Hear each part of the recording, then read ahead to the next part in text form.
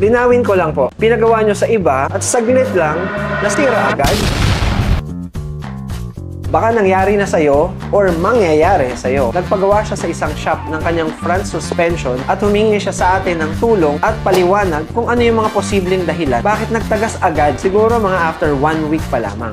Papaliwanag ko sa'yo kung ano-ano yung mga posibleng dahilan na yan.